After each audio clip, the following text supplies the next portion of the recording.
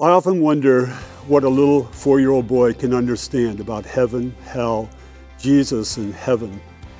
I knew I wasn't perfect, or I wouldn't have got spanked so often.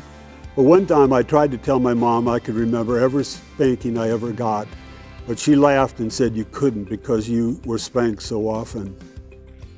I grew up in a Christian home, which means that my parents believed that when Jesus died on the cross, He provided a way for all humans to be forgiven for their sins and opened a door for us to be able to spend eternity with God.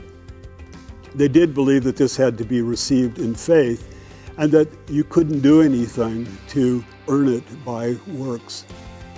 Somehow that prepared a way for me to understand things that often aren't understood until people are later in life.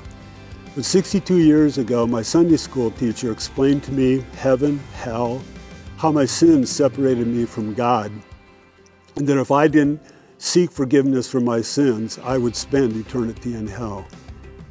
I accepted that by faith and believed that this was true.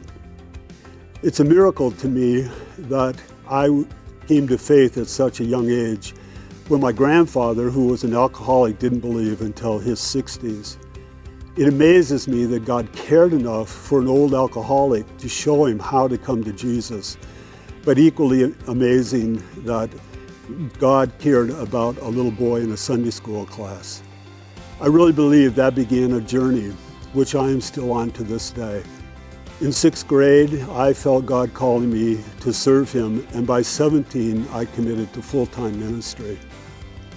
And since that day, I have sought after God through my personal time with Him, as well as being a part of good local churches.